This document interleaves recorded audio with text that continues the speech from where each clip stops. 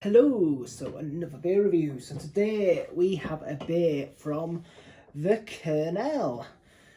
I don't think I've had the Kernel on the channel for a little while. Well, I think I've only actually had them on the channel once, as in their beers. I don't know, I don't know the people. I think I did a porter probably a long time ago now. Probably was about a year ago, to be fair.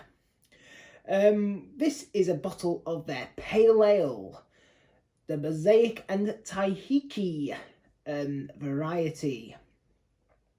It's 5.2% ABV, the sweet spot for me for a pale ale. Store upright and pour gently. If you prefer to leave the yeast sediment inside the bottle, please drink fresh. Yeah, 500ml bottle, reasonably priced, as all Kernel beers seem to be. It was in a 3 for £10 deal. I mean, so we're talking supermarket prices, really.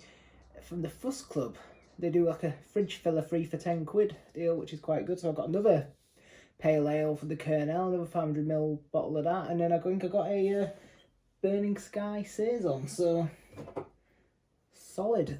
Let's get this open and into the glass. I don't drink enough from the Kernel. Don't drink enough from the Kernel at all, but they're always solid beers. And like I said, 500ml bottle, perfect. lets you experience books in a whole new way. To experience readable, try asking for a specific book. For instance, you could ask me to read Silent Child with a Sandman from Audible. This is like the second time. Oh, she's still bloody going on. Alexa, cancel. So it's like the second time in, like, I think it might even been the last video I recorded she started going off on one. Honest, yeah, I'm pretty sure it was. I don't know what's wrong with her at the moment. I think she'd never done it up until the last video I recorded. Well, I don't know if it'll be the last video that comes out before this, so don't take that as gospel, but yeah, anyway, it's in the glass. Sorry, there's a lot of bubbles sticking to this glass. I don't know why I always have, it's been washed, it's been rinsed out, who knows. Anyway, let's go in for it's a lovely looking beer anyway, if you ignore the bubbles. Finger of head. Lovely amber colour. Hazy, but not like a crazy haze, not like murk. But yeah, let's go in for the smell.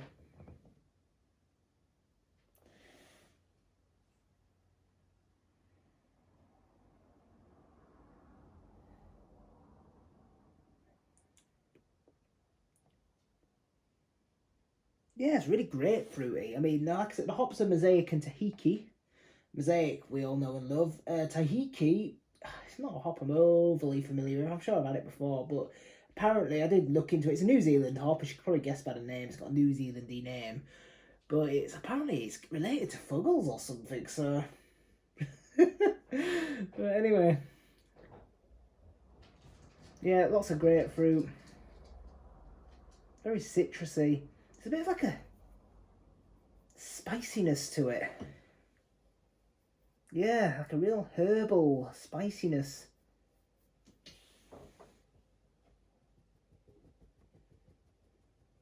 But yeah, man, a great lot of grapefruit, like I said. Not really. It's like sort of sweet smell.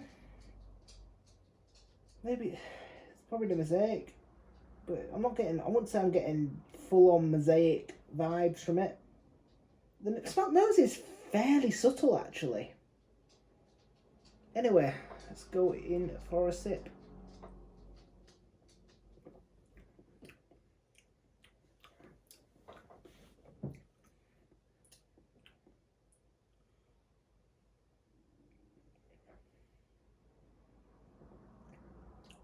That's a really interesting taste.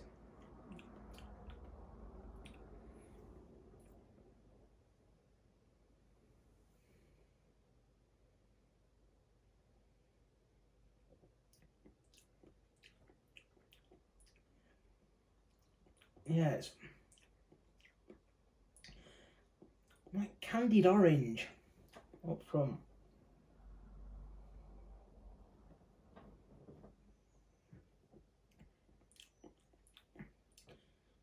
Yeah, almost sherbety. It's also a bit of malt character. Like a bit of a grainy note.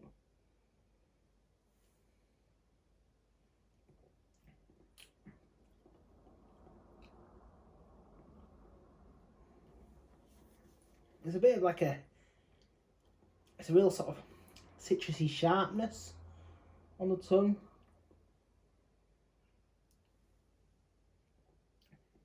It's great, it's sort of like grapefruit peel.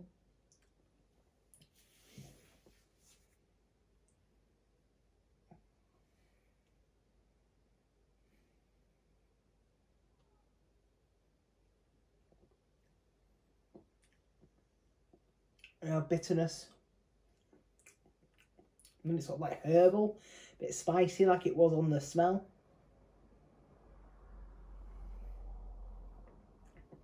It's an interesting tasting one.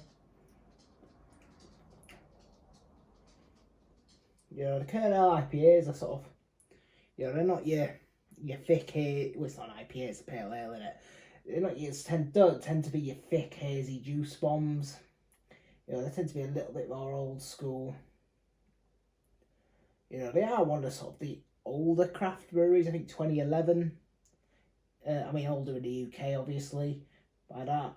So 2011. You know, sort of probably around when, you know, the UK craft beer scene was starting to take off. You know, I guess you sort of already had Brewdog and Thornbridge who'd been doing it for years. You know, and then sort of like, you know, sort of around 2011 you started to get breweries like North and or maybe not North, but there was someone, and Kernel and Pressure Drop and Buxton, I think I was thinking of, yeah, not North, Buxton, and breweries like that sort of started to pop up. Sort of almost the second wave of craft breweries, really. Going off on a ramble again. Bloody hell. But yeah. Yeah, there's a real earthiness to it. Get a little bit more into the... maybe get a bit of the sediment in. It's very easy drinking. Which, when you've got 500 mils of it, which is pretty much nearly a pint, isn't it? Yeah, you want it to be easy drinking. You know, refreshing. You know, we're off the back of like filming this on Friday, July the 22nd, I think it is. We're just coming off the back of like a heat wave on Monday and Tuesday, and this would be lovely refreshment on that day. I do avoid drinking in the week, so unfortunately I didn't have any refreshments on the Monday or Tuesday, but yeah, it would have been perfect for the hot weather. Really refreshing, light and easy drinking, and yeah, some interesting flavours. You know, it's one that's growing on me actually. It's a grower, not a shower.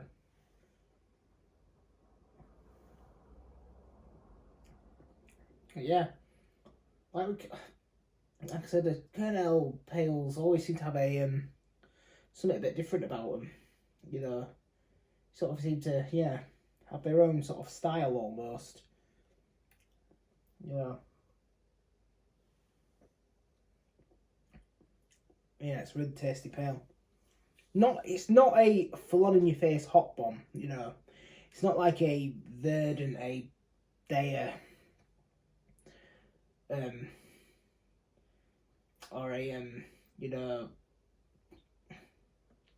a blank on all the bloody breweries, a Cloudwater or Pressure Drop or whatever, like their pale ales. You know, really massive hot bombs. You know, juice. You know, whatever. You know, this is more restrained, and you know what? It's more it's more, I'd say, it's quite a nice dry finish as well.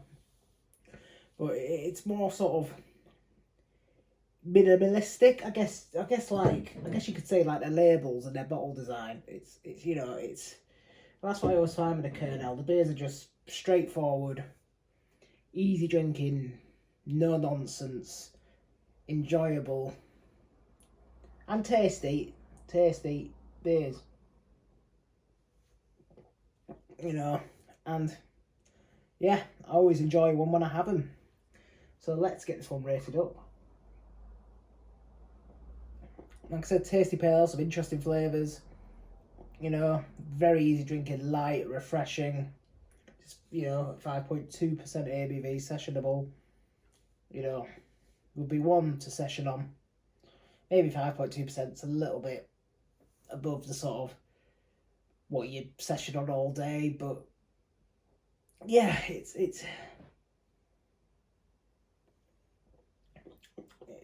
really enjoyable. It's growing on me with each sip. You know, some more of these sort of interesting sort of flavours, the earthiness, the spiciness, the herbalness come out. It's not a fruit bomb. There's a bit of grapefruit, a bit of orange. You know, but there's no stone fruits or berries or anything like that. You know, I'll give this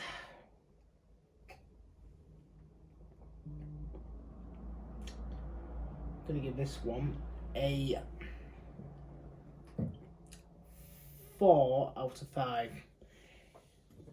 It's a 4 out of 5. So yes, thank you for watching. Please drop us your thoughts below. Give us a like, subscribe if you haven't already. Click that like button to be alerted of all future videos, and hopefully we'll see you on the next one. Cheers.